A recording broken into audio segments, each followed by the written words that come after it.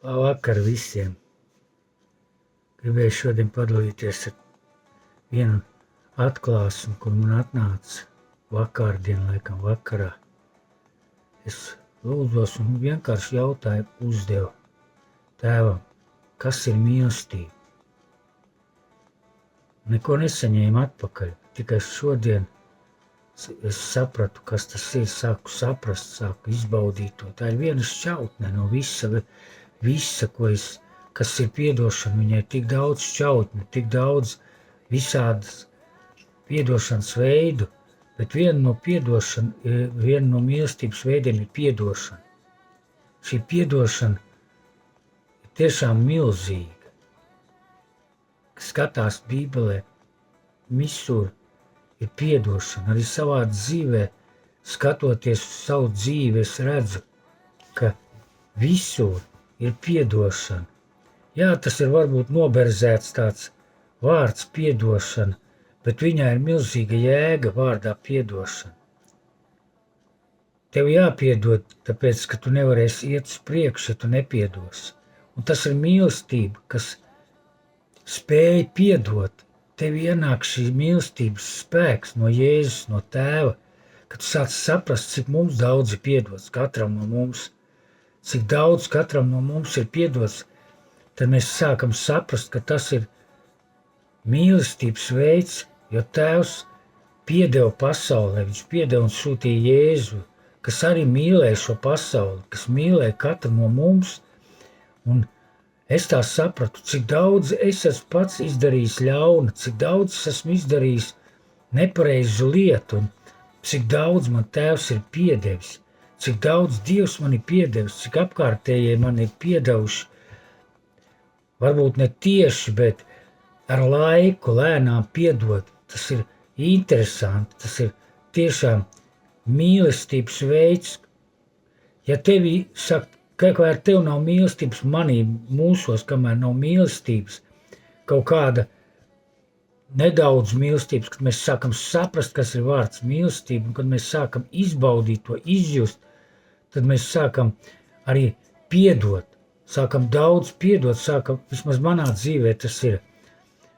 Visu laiku es brīžiem saku, šo pietiek, es vairs nevaru, es nepiedošu, es vairs nevaru piedot. Bet paiet kāds brīdis, un tu sāc saprast, tev ir jāpiedod. Tāpēc, ka tu pats vāries tanī. Tu sāc vārīties vienkārši iekšā. Vismaz man neliek iekšā miers. Nav miera iekšā tik ilgi, kamēr es nepiedodu. Kamēr es neatlaižu. Un pasaku, un visgrūtāk jau ir piedošana tiem, kurus tu mīli. Jo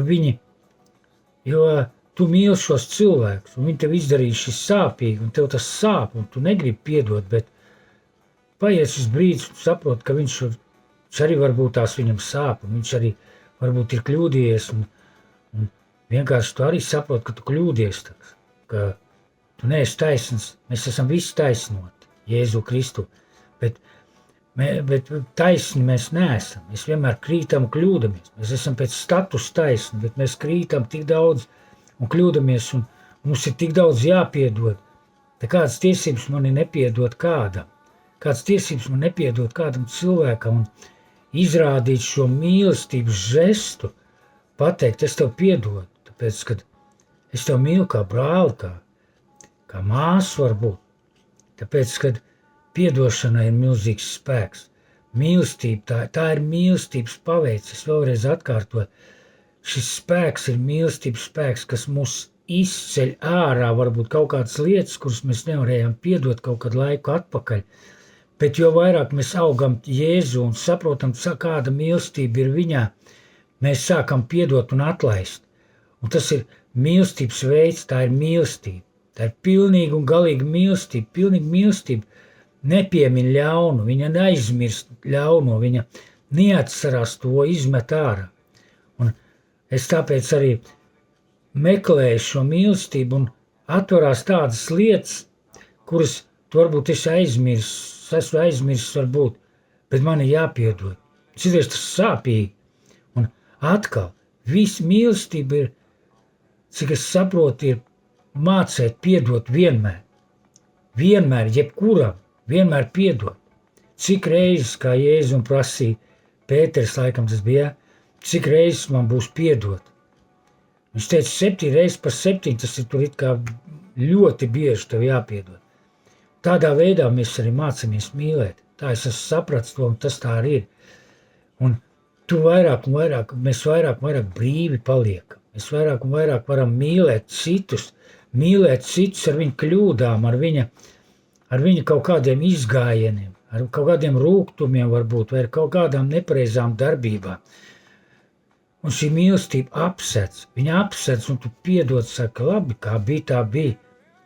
Mēs visi kļūdamies, tāpēc es arī novēlu katram no mums tiešām izaugt mīlestībā un piedot ar vien vairāk un vairāk. Esat svētīti, dārgie, lai jums jauks vakars!